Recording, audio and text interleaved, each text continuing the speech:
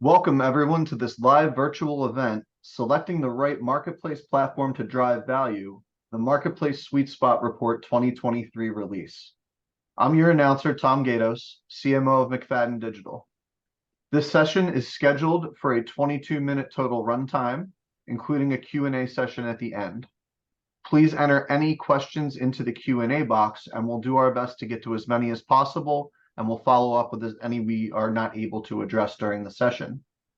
The recording of this session and the deck will be provided to all registrants, likely tomorrow, the next day or two. I will now turn it over to your host, Tom McFadden.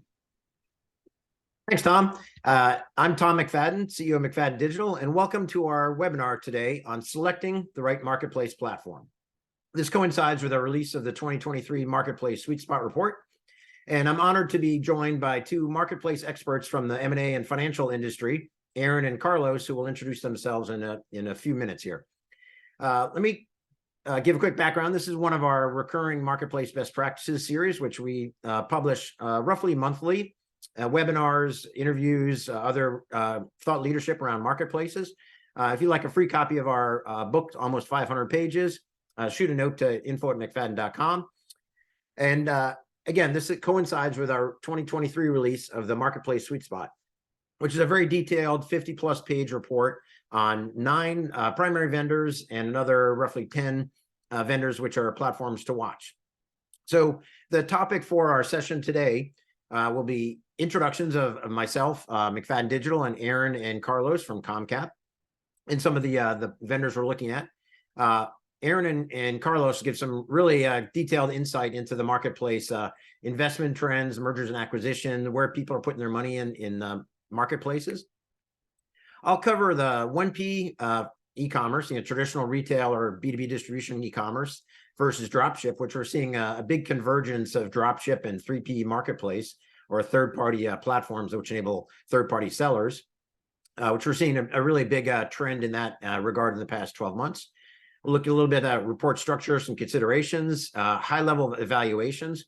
Again, we're not going to read through 50 pages of the report. Everybody who's on this session will get the first release of this report coming out today. You'll get that via email. And then we'll have saved some time for Q&A. Overall, we actually have about an hour for this session. We're going to try to save the last 10 minutes or so for 5 to 10 minutes for a Q&A at the end. So let's start with introductions. Myself, Tom McFadden, CEO, founder, McFadden Digital, also author with a bunch of McFadden different McFadden folks of 2 different books, soon to be 3 books on e-commerce and marketplaces. Aaron, do you want to introduce yourself? And then we'll get into ComCap and McFadden after that. Absolutely. Thank you very much, Tom. Hello, everyone. It's really a pleasure to join McFadden Digital for this event today. They're consistently leaders in the industry regarding marketplaces for many years now. So it's always a pleasure to have the opportunity to partner with Tom and the team. I'm Aaron Bolig, CEO and co-founder of ComCap. We'll talk a little bit more about ComCap later. I'm a subject matter expert supporting Carlos, who's our lead in this space. Carlos, over to you. Thank you, Aaron. I'm Carlos Gonzalez Flores. I'm a director at ComCap, and I cover all of our marketplace enablers industry. And it's great to have you guys on. You bring a lot of insights in the financial and investment aspects of marketplaces. So one slide about McFadden Digital. We've been building large-scale e-commerce and marketplace solutions for a long time, and pretty much every dimension you can consider large. Millions of dollars, tens of millions of dollars per hour, tens of millions of page views and SKUs, sites up to $10 billion a year of annual GMV.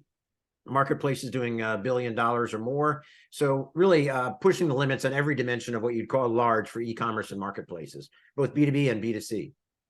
We do a lot of thought leadership as well, like the Sweet Spot Report, and some couple of books. We'll soon have a 3rd book out on marketplaces.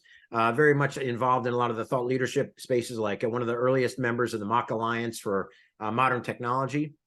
And we've been doing it for a long time, 36 years building out digital solutions, serving over 10% of the Fortune 500, a quarter century building e-commerce solutions, again, up to $10 billion a year of gross merchandise sales, over 300 clients where we've built out B2C and B2B e-commerce solutions, and 15 years building marketplaces for dozens of clients, again, generating billions of dollars of GMV, gross merchandise value.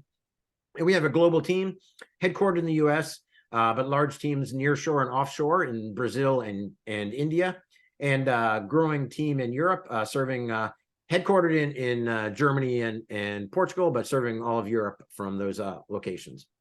And just one viewpoint about how we help our clients through starting with strategy, planning and budgeting and funding to marketplace platform selection, really the focus of the Sweet Spot report. We do a lot of build implementation, building out dozens of marketplaces, helping with seller recruiting, onboarding, launching, marketing, and ongoing performance management and support. So I hand it over to Aaron and Carlos to talk about ComCap. Excellent. Thank you very much, Tom. I'll give a quick introduction to ComCap, and then I'll ask Carlos to talk a little bit about our practice areas related to marketplaces and marketplace enablers. ComCap, we're a 35-person investment banking boutique. We put out copious research on things, including many aspects of the retail technology industry, such as marketplaces. We're a global firm, which is relevant because marketplaces, as you'll learn, are really a global phenomenon. And that outside the US, we've actually seen a lot more growth and success, in particular in Europe, which Carlos will address. So that's very relevant. And generally, we're helping companies with mergers and acquisitions on both the buy and the sell side, or capital raising, both equity and debt. And we do so on a global basis, generally to technology companies, vertical internet, SaaS, and then professional services companies. And with that, Carlos, please introduce our marketplace practices. Great. Thank you, Aaron. As Aaron mentioned, so we have a dedicated marketplaces and marketplace enablers practice. So, we publish a number of reports on a biannual basis. We also host similar webinars to these ones where the focus is on M&A and funding trends, and we participate, in relevant conferences. If we go to the next slide, please, Tom. Actually, I have some information. After I introduce the vendors, and I'll hand it back to you, Carlos. Okay. Okay. Or if you want to continue. Yeah. So we have a 35-person dedicated team to our various sectors of coverage. We do a number of things, including, in addition to publishing the reports, we track the leading M&A and financing transactions.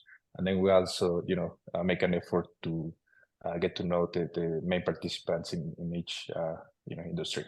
So, the goal of this effort is to connect, the relevant participants, meaning, startups, strategics, financial investors, and, create a dialogue.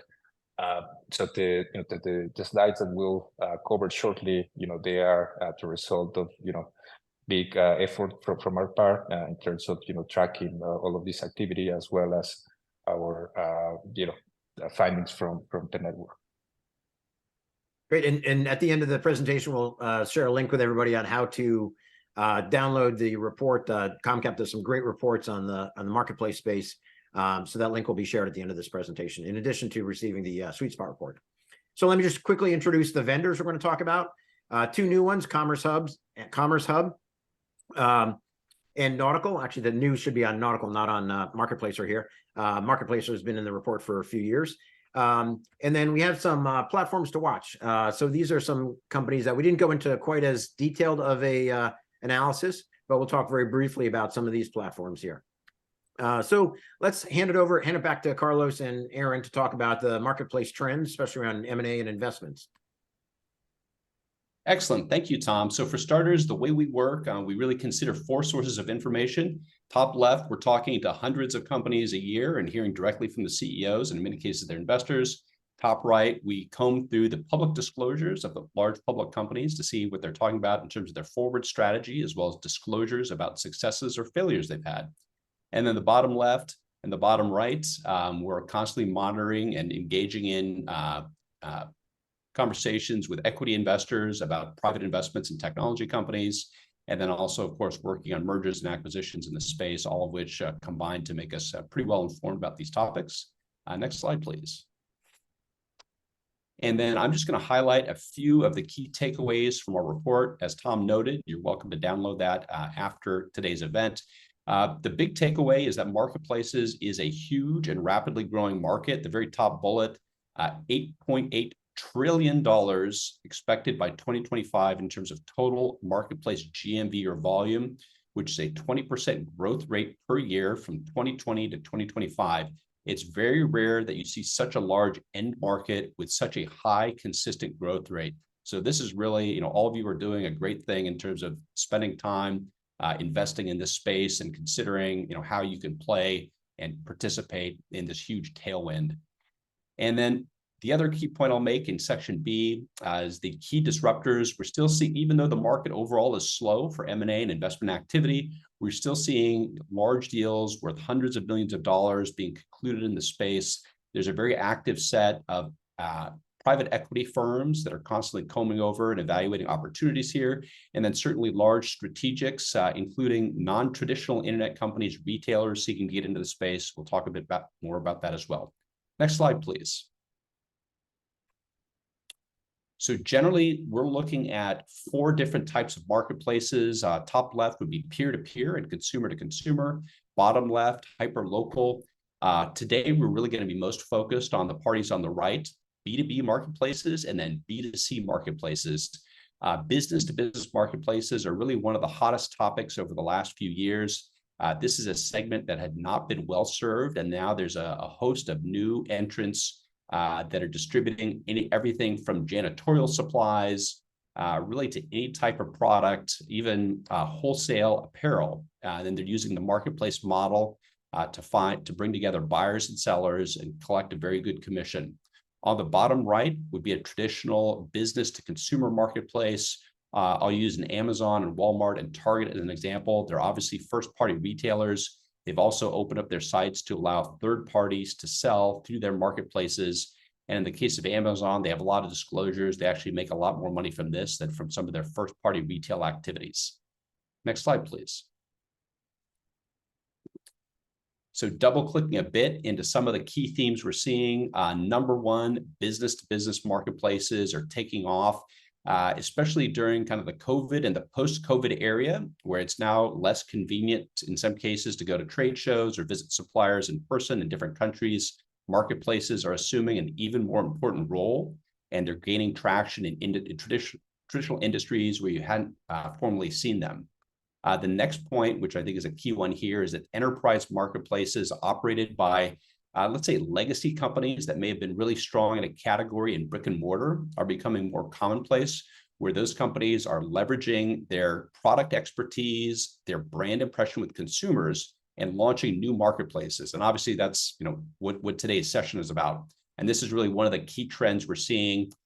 We've seen companies that, let's say, would be a traditional home goods supplier that have opened up a marketplace and rapidly seen their business grow by 30 to 40% within a 3 or 4 year period as they're bringing in new sources of suppliers and servicing whoever their customer or consumer is with third-party products.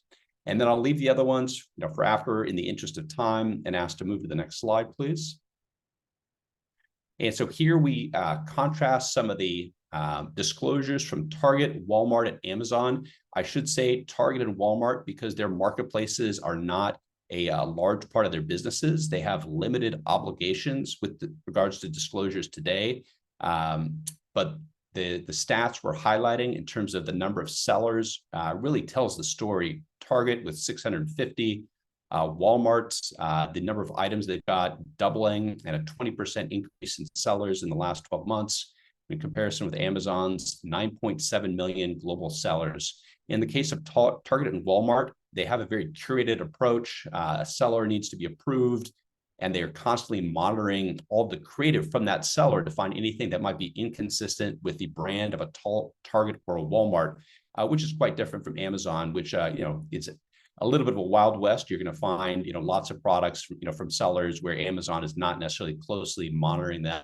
Aside from very basic kind of data hygiene. In any case, this highlights that 2 very large kind of what I'd characterize as legacy businesses are very actively moving into and investing in enterprise marketplaces.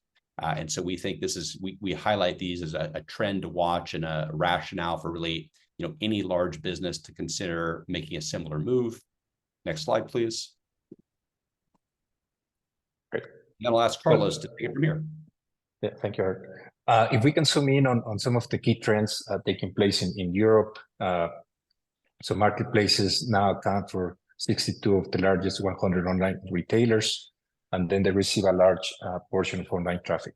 So at the bottom, two bottom charts here, you can see the breakdown of leading online retailers with again marketplaces accounting for the majority of both on account basis as well as web traffic.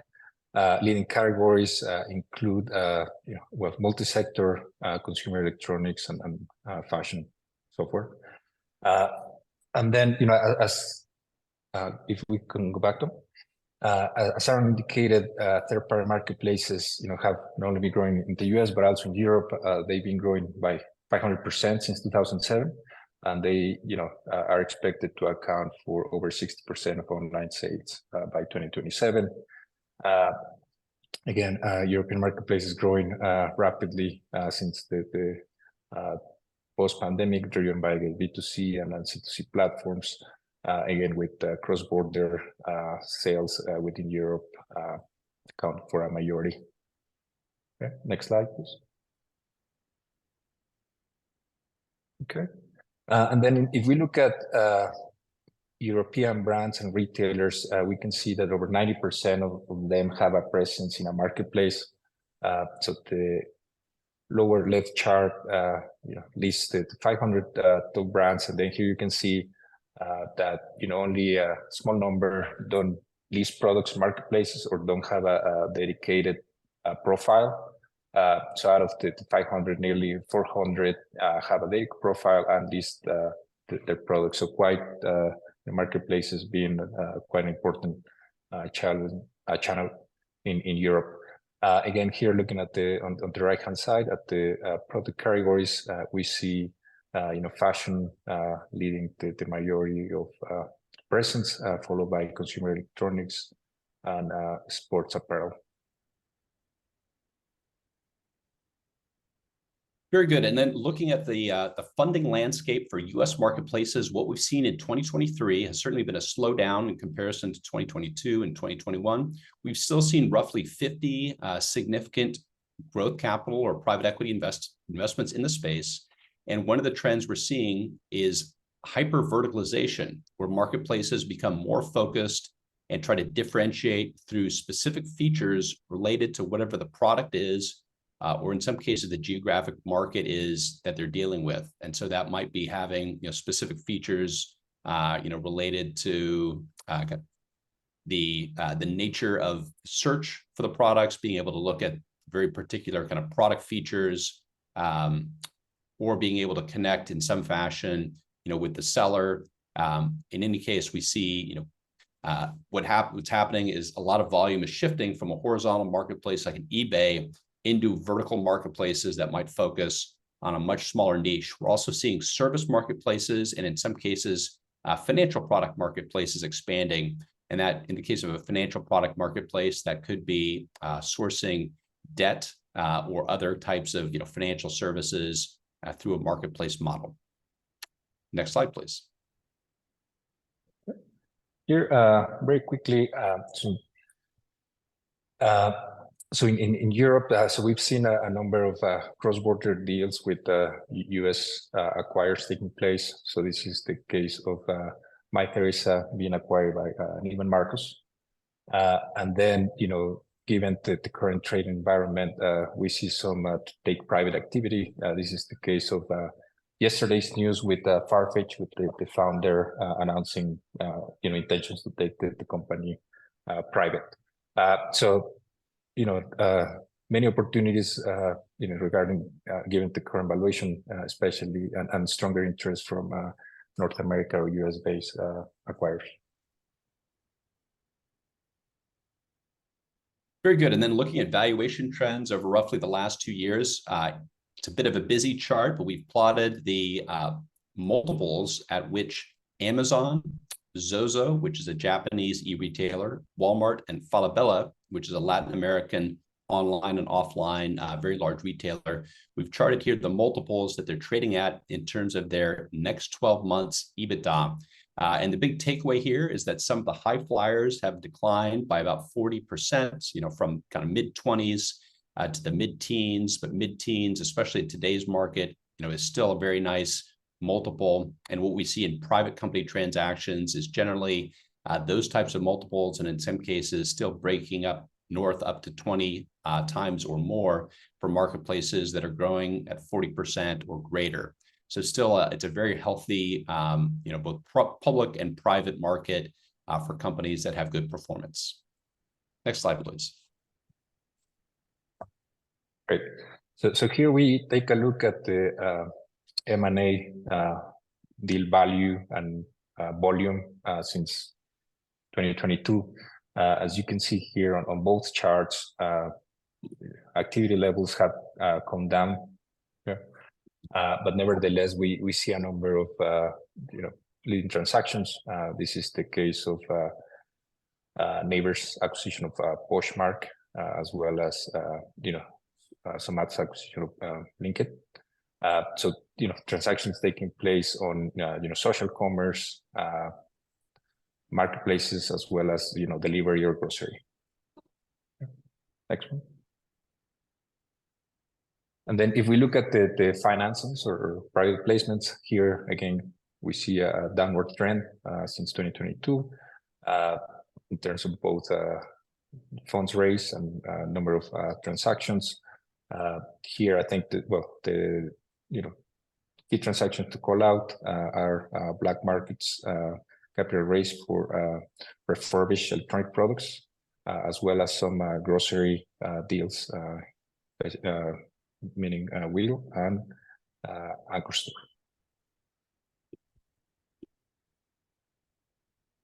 Next one.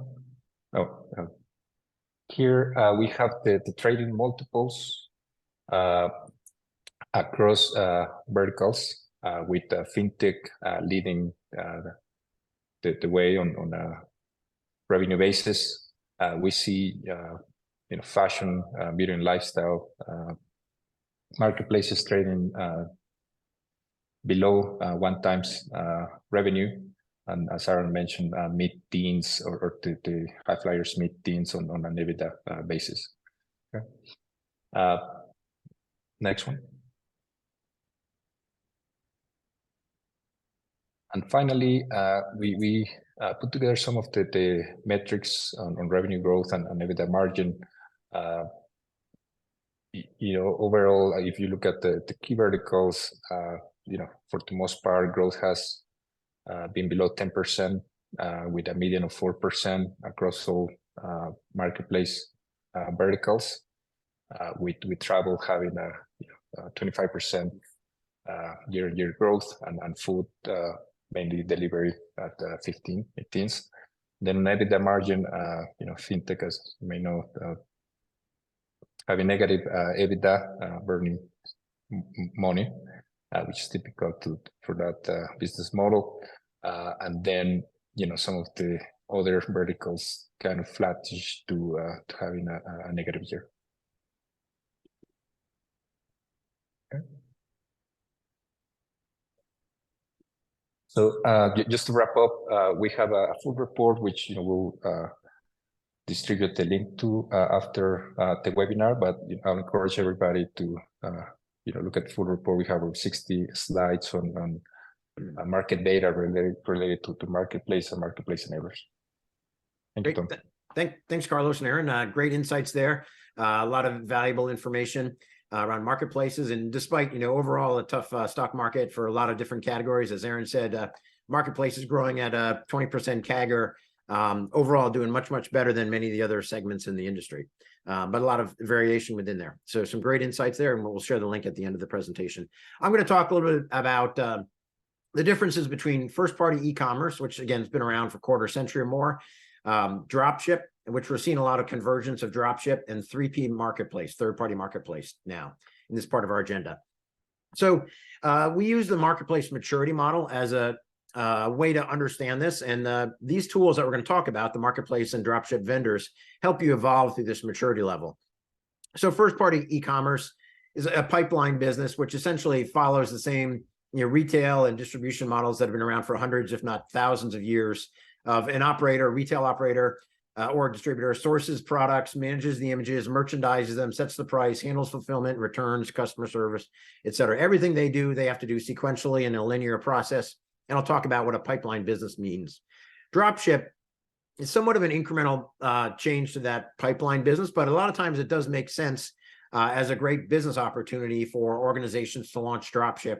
Sometimes dropship by itself, sometimes dropship plus marketplace, which is really where a business becomes a platform economy business model. And I'll talk a little bit about that on the next slide, what that means to be really a platform business. But you really essentially are outsourcing or externalizing a lot of the labor and activities that have to happen. Third-party sellers find products, load images, merchandise them, set the price, they handle fulfillment, return, sometimes customer support. A lot of that's externalized, which makes a company much more nimble and scalable with less capital requirement for that. So these are the multi-vendor commerce. So we call dropship and marketplace multi-vendor commerce. And above that, much like CMM or CMMI, the capability maturity model, we have quantitative management when the numbers, the data drives the business, and automated conversion from 3P to 1P. If something's moving very slowly in your first party inventory, you want to shift that off to a dropship or a third party seller. Make that decision based on data, or vendors are dropping below a 4.1 star rating, then or 3.5, you decide to suspend them or warn them. Or if they go above 4.5, you give them a 1% less commission fee. So a lot of quantitative management of the business. In the top tier, optimizing is where you're really innovating. And some of the vendors in this sweet spot report have this capabilities, like AI automation of catalog ingestion and merchandising, or customer sentiment analysis for analyzing messages flowing anonymously from potential buyers to the third-party sellers. In advertising, retail media networks, selling services in addition to selling products. So lots of innovation here that happens, and some of these vendors have really sophisticated tools that enable that organizations get to that optimizing level. So again, what is a pipeline business? I mentioned it's a sequential series of activities, linear and very labor intensive, that a company has to take. And this process, from finding a new vendor to finding the products, onboarding them, negotiating the contracts, loading their catalog into your ERP, merchandising the products, writing that flowery marketing text that's SEO optimized, setting the price. Sounds trivial, but it's an important differentiation in the business models. Holding the inventory, so purchasing it, building out DCs, fulfillment centers, and then actually processing the orders. This is typically automated, but still a step in the process. And then the fulfillment, shipping out that order with your warehouse staff and paying the shipment to finally get $1 of revenue from a customer. Again, very labor intensive, sequential, one step after the other, and not intensive to scale. On the other hand, a third-party marketplace, which is a platform business, you have much fewer labor categories that you need, or people that you need. You need to recruit sellers, process the orders, and support sellers. Standardized terms and condition, or a nexus of rules, apply to all sellers.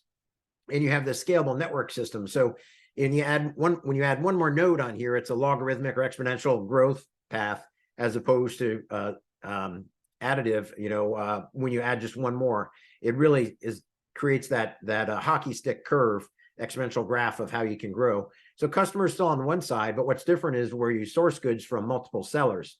And this can be in retail, a reseller that's buying from a distributor, a reseller that buys from multiple distributors, or multiple sellers, third-party sellers that are buying from the same distributor and competing on price. And this is kind of the Amazon flywheel, where multiple sellers compete to win the buy box and have the lowest price on a product, which is good for the customer in the end. Sometimes distributors themselves will sell on a marketplace, or manufacturers, brand manufacturers, are starting to sell directly on Amazon, or are there some of these private marketplaces that these platforms help you launch. So much more scalable, outsourcing a lot of the labor. It's really externalizing the activities of that process. So looking at this a different way, then the midpoint in between, we have dropship. So you still have those 8 linear activities, but you take 2 of those activities out. So a third party, typically the manufacturer or distributor, will hold the inventory and fulfill the orders. But the retailer still has to find the products, negotiate the contracts, load them in the ERP, merchandise them, set a price, process the orders, etc. Still linear, but in this model, I'm not saying anything negative about dropship. In some cases, it's a great business model and makes a lot of financial sense to use this. But it's important to understand the three different models in determining when and which you want to use. So first-party e-commerce, again, that linear activity, it's still a pipeline business. Dropship, you take out two of those linear steps. And third-party marketplace is where you get into the scalable platform business model. But some of the actual business activities that vary between these, and this is important to understand in terms of which tool you want to select for the marketplace selection or dropship vendor. In merchandising, who does that? So in a marketplace, it's the seller. In the pricing, the third-party seller, in most cases, again, not always, there's certain variations to this. Typically, the seller sets the price. The seller holds the inventory both in the third-party marketplace and in the dropship business model. Fulfillment is handled by the seller in the both of those two models. Customer service can be handled in the marketplace, can be handled by the operator, or it can be handled by the seller. The merchant of record. So if you've seen Amazon, typically the merchant of record, if it's a seller central versus vendor central business model, the seller is actually the merchant of record. And the way you calculate revenue is different as well. So your top line GMV, gross merchandise value, in a pipeline, first party e-commerce or dropship, it's equal to your gross merchandise value, your revenue, versus in a marketplace, it's typically your commission or other fees, and those fees could be fulfillment or advertising or other types of monetization that you get with a marketplace. But commission's the simplest example of that. And again, some of these can vary based on different business models, but you note how some of these requirements vary quite a bit, and that's why you'll need a platform that can help you enable dropship and or marketplace capabilities. Most people have probably seen the long tail model, where you have a number of products going from, what might be hundreds or thousands of products, tens of thousands of products, into the hundreds of thousands or millions of products that tend to be more niche. But you typically sell the most units of your most popular products. And that makes a lot of sense to be first party held inventory, typically in an e-commerce or brick and mortar store. This is what you would keep in stock. Some items that you want to set price over, you want to control the merchandising over it. You may keep those as dropship. And if something is either very niche or you don't want to keep it in inventory, that may be a better fit for marketplace. And another way to look at this is your cost to carry. So if you're a retailer, let's say a drugstore, it's easy to carry tissues, especially for people like me. I'm a little sick, sorry for my voice here. But a sofa or furniture is very hard to carry and fulfill. Another dimension is how often do products change? So the case for your smartphone, lots of new products coming out every year from Apple and Android vendors, et cetera. So there may be hundreds of new cell phone cases every year that are coming out. Dozens may be released every month. So those products change quite a bit. So, retailer, you want to keep those tissues and easy to carry and rarely changing products in stock. You want to drop ship some of those things that are harder to fulfill. Like sofas may not change that regularly, but they're still hard to fulfill. And then some of the things that are both, frequently changing or hard to sell may make more sense for a 3P marketplace seller. So that brings us to the vendors in this report, the Sweet Spot report. So some of these companies like Commerce Hub and Logic Broker have been doing dropship for, I think 15 years for Logic Broker and a quarter century for Commerce Hub. Very well-established organizations doing about 10 billion a year of GMV for Logic Broker, 50 billion total, about 25 billion of dropship for Commerce Hub every year. And these guys are expanding into the marketplace. Commerce Hub acquired Channel Advisor last year, the leading vendor aggregation network for marketplaces. So Commerce Hub, Logic Broker getting into the marketplace space. We've seen some of the vendors, again, these are generalizations. Miracle and Marketplace had a marketplace platform for over a decade each. Miracle has always had some dropship capabilities, but now it's really a go-to-market offering where they're really promoting both their dropship and their marketplace capabilities. Same with Marketplace or Webcool and Nautical. And then some of the e-commerce companies, VTEX, for example, for about a quarter century, VTEX has been providing very capable e-commerce, predominantly in Latin America. Thousands of customers run VTEX for their e-commerce, but about 500 or more companies also use VTEX for their marketplace. Verto and Spryker are similar, predominantly e-commerce platforms that also have a marketplace capability. So where these companies come from helps understand their strengths and where most of their GMV. So if we say, you know, Logic Broker is doing 10 billion of GMV and Miracle is also doing last year 6 billion, probably about 10 billion this year of GMV. Most of Miracle's GMV is marketplace. Most of Logic Broker's GMV is from the dropship business model. So get an understanding of the scale of their businesses. So now let's look at the jump into the sweet spot report, kind of the title of this session and what we want to talk about today. So the sweet spot graph, you notice different spellings of it here. Sweet as in the sweet spot. Where's the sweet spot for a company? And suite like a software suite. Sorry, my voice is starting to go. So the horizontal axis here is the marketplace maturity model. First party e-commerce to dropship to 3P marketplace to quantitative management and optimizing. And the vertical scale is the vertical axis is the scale of the business. And we use 3 or 4 different metrics here. The GMV, gross merchandise value, which is again the top line sales, the number of SKUs, the number of sellers, and the budget for implementing a marketplace. So looking at that scale, GMV is combined 1P and 3P. SKUs is a SKU count, stock keeping units, including variants, the number of third-party sellers, and the project budget. So just some ballpark, and these numbers don't always align, but we say enterprise, somebody doing $1 billion or more of GMV with 1 million SKUs from 5,000 sellers and a budget of $2 million to implement.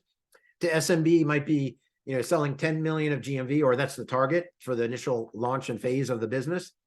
10,000 SKUs from 50 sellers and a budget of 100,000.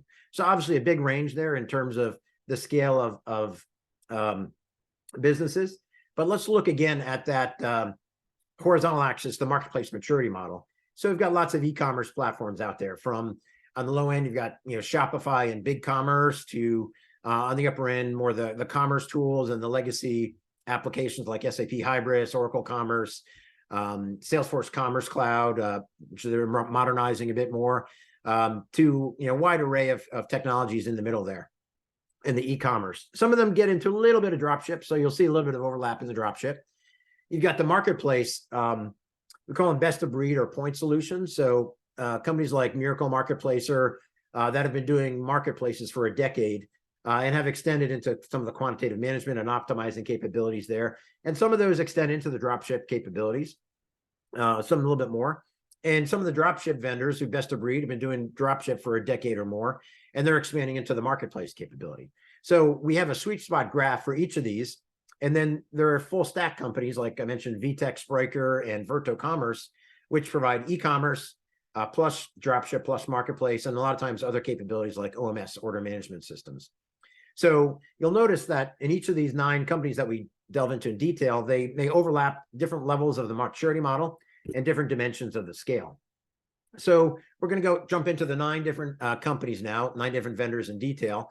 And you'll notice here some of the odd looking shapes here. So on the left, we see Commerce Hub and Logic Broker, which scale very high in the dropship tier, not quite as high in the marketplace tier.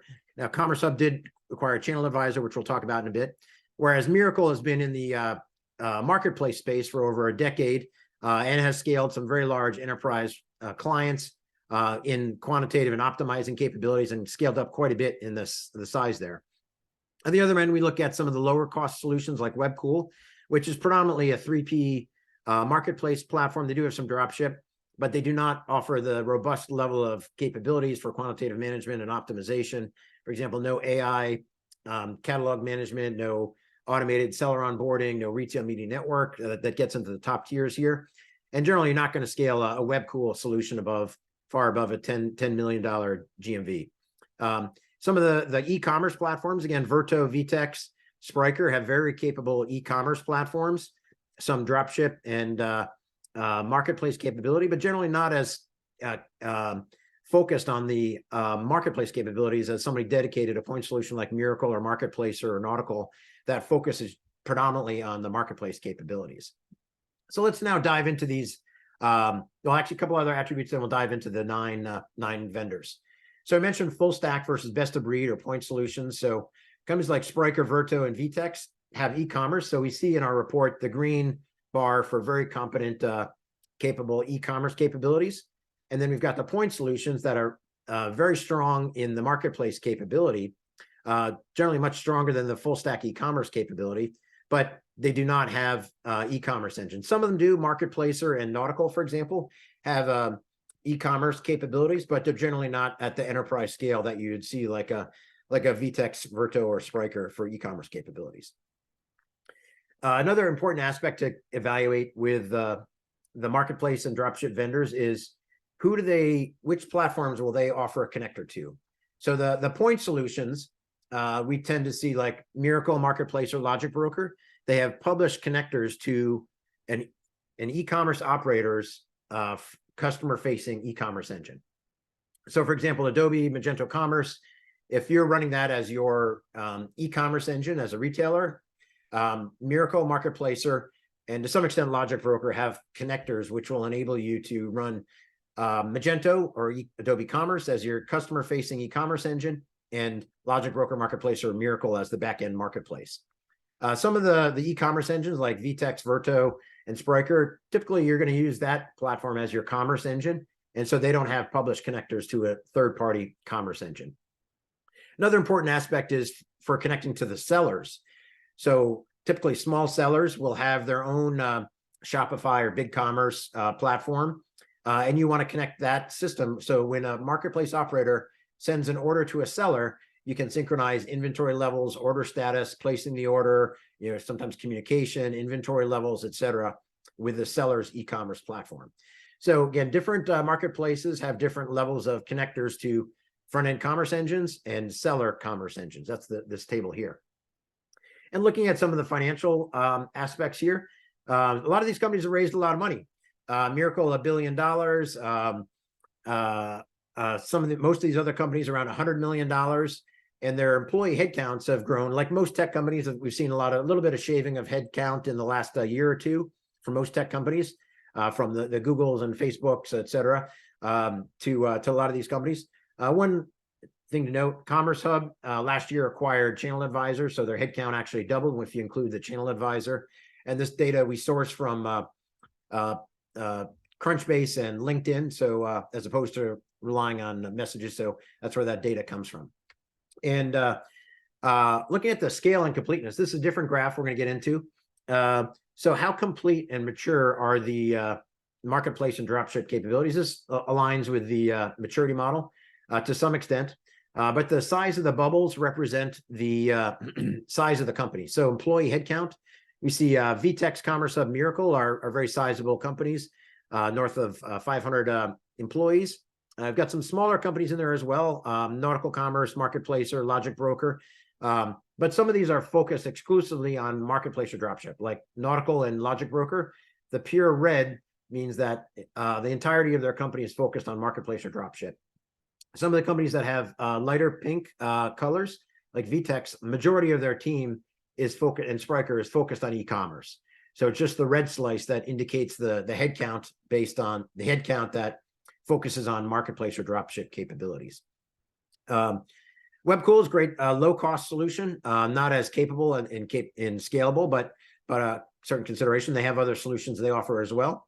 And then the dollar signs represent relative cost, from what can be a four-figure investment for Webcool, in the thousands of dollars, to the four-figure number can be seven-figure, meaning $1 million, or somewhere between $500,000 to $1 million for licensing a Miracle or Commerce Hub, sometimes above that amount as well, depending on the scale of the organization.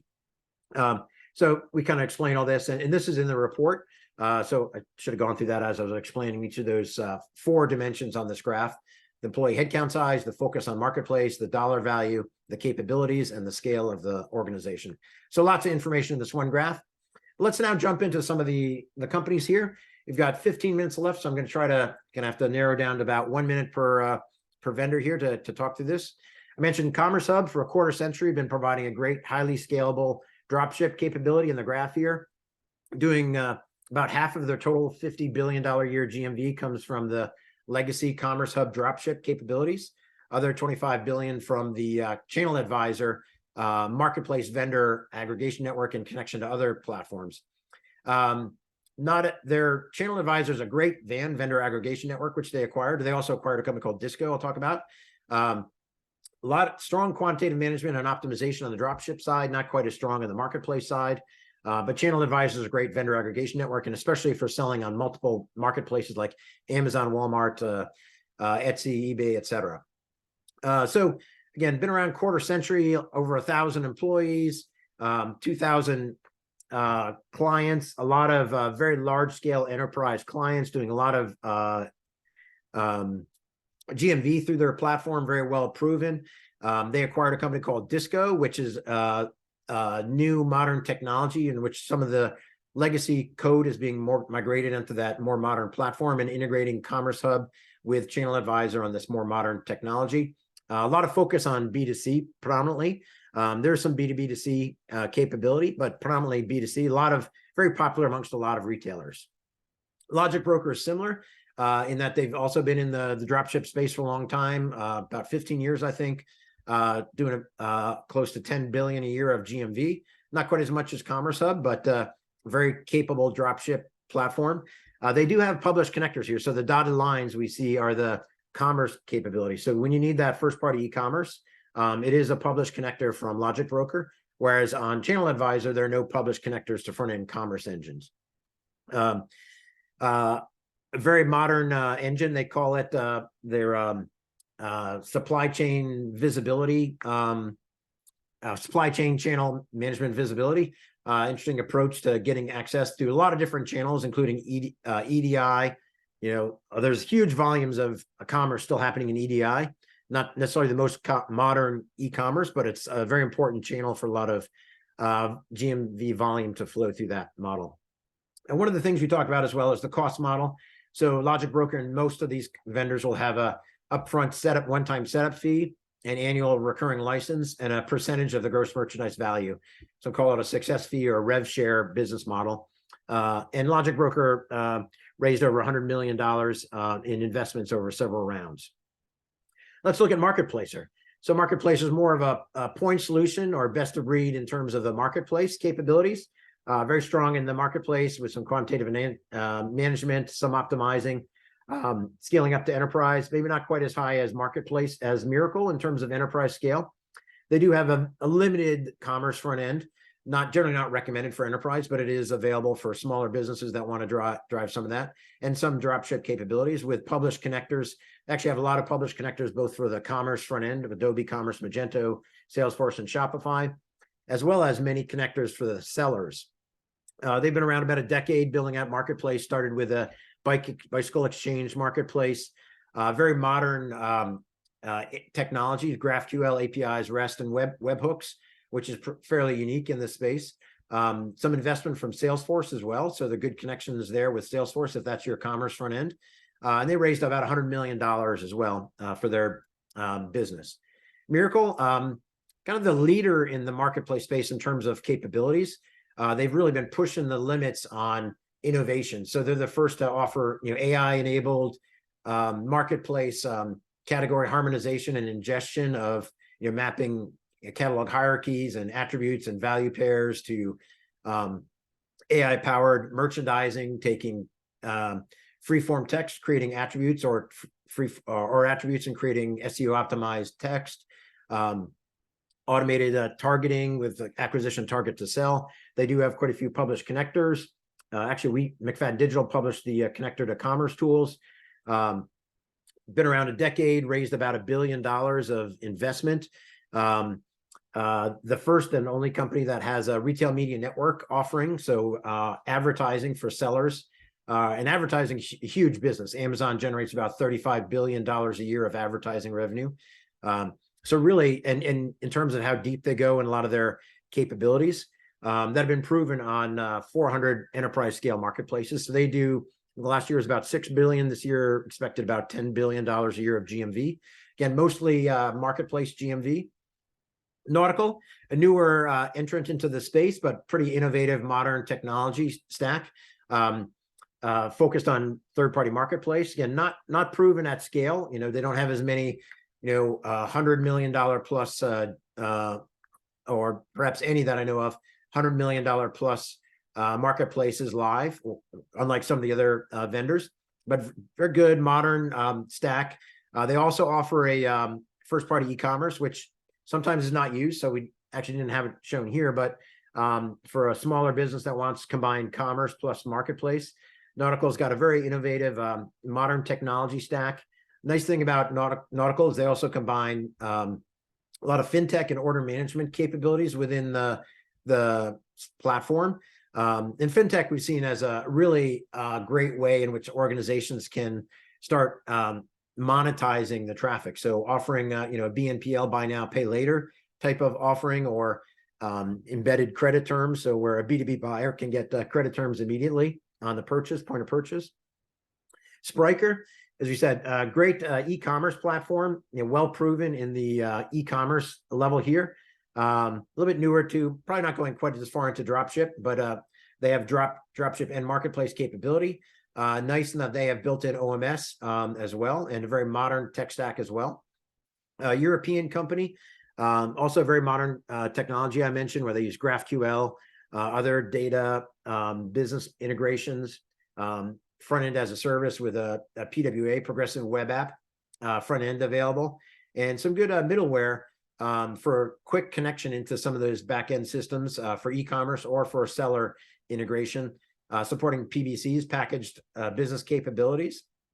So again, very modern e-commerce first, but very competent marketplace. Again, not some of these e-commerce companies that have marketplace capabilities, not as powerful in the marketplace as some of the point solutions, but very competent for that. Verto is another, this is our second year with Verto in the Sweet Spot report, again, focused on e-commerce.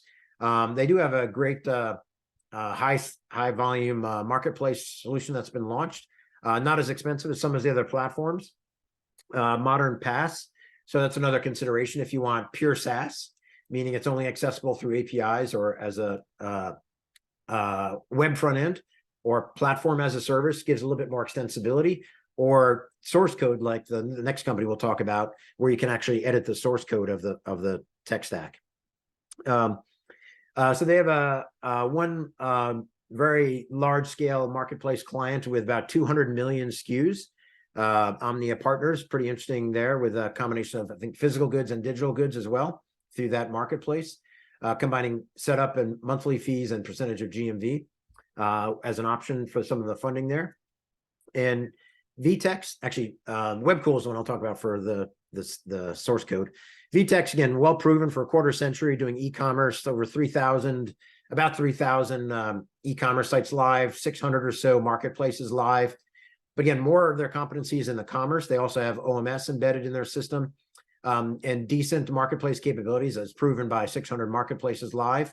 Not going to go up to the high enterprise scale of some of the other point solutions, but very good.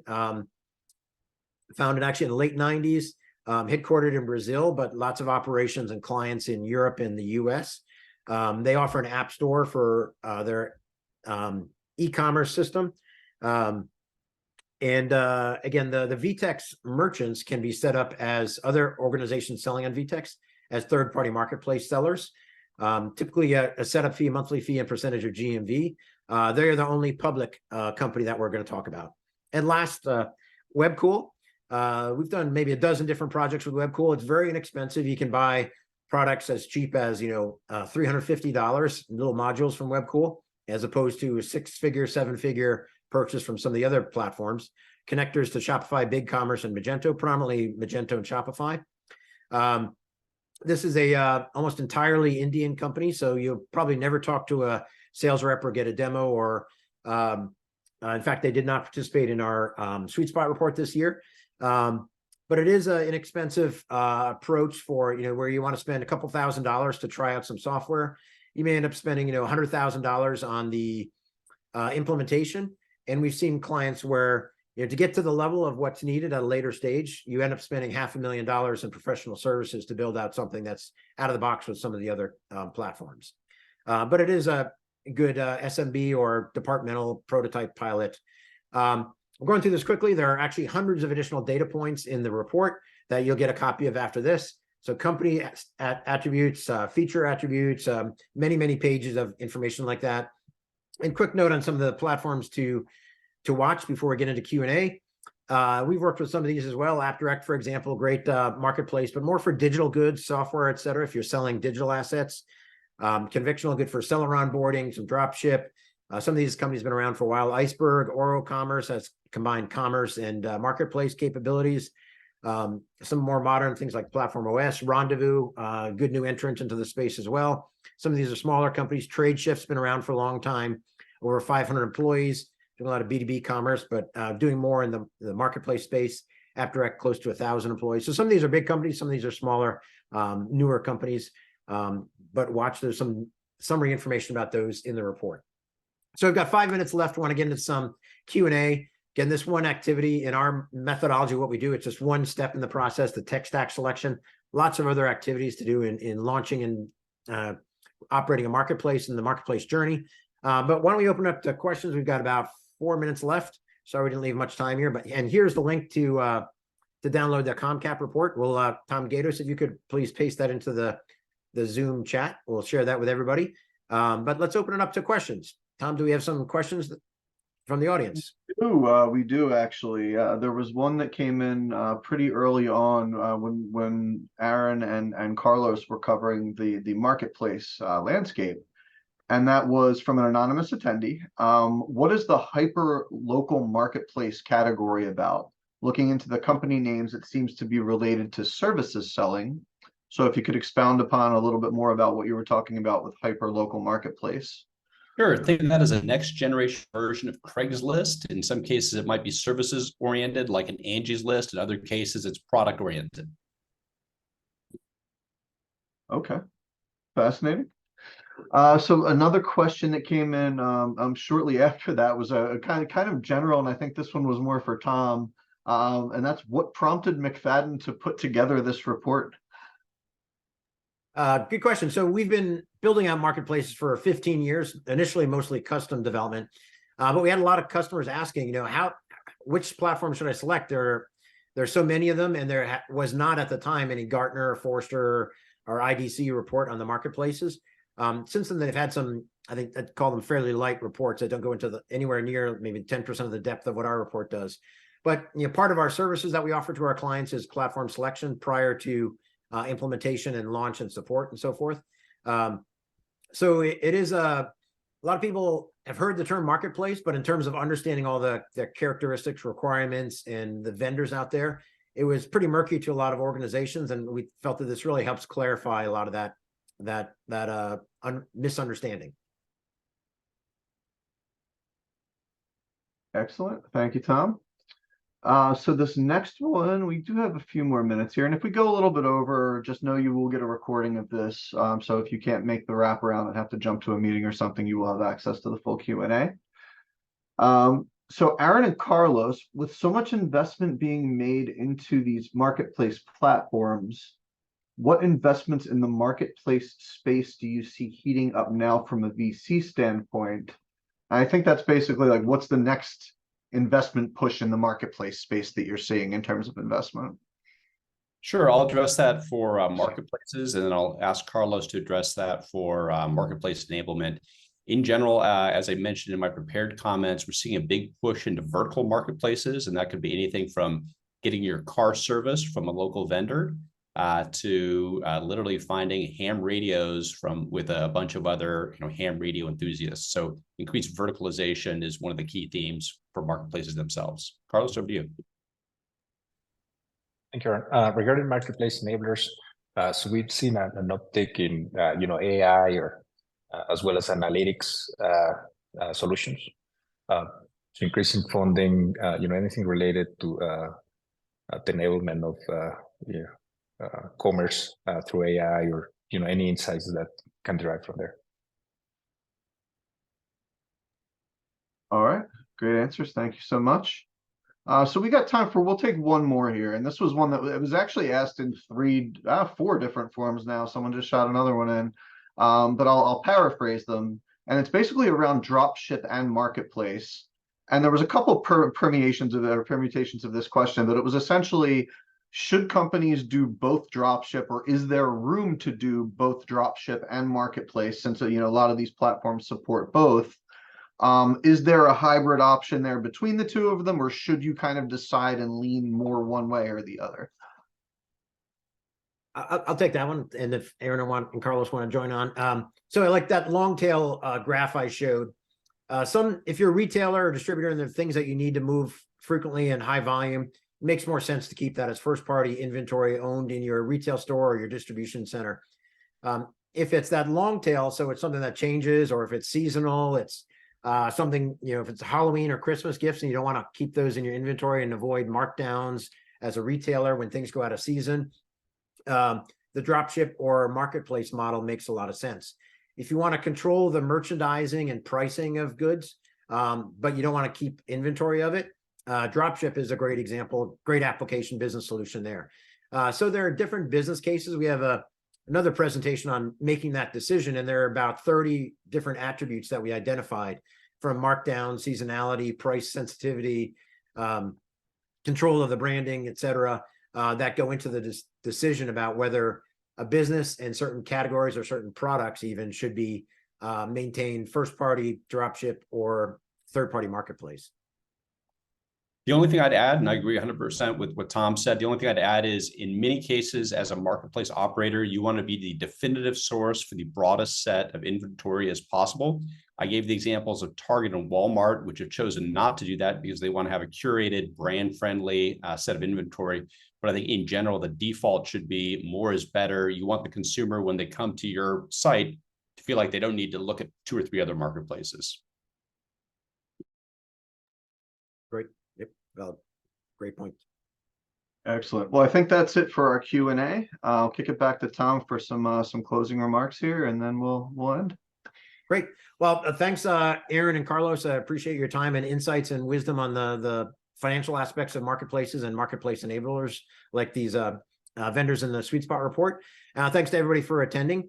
We will be mailing out a copy of the Sweet Spot report, and we'll be sending a link to download the ComCap report, which goes into even much more detail than what was shared today. Thank you very much. Appreciate everybody's time. Thank you, Tom.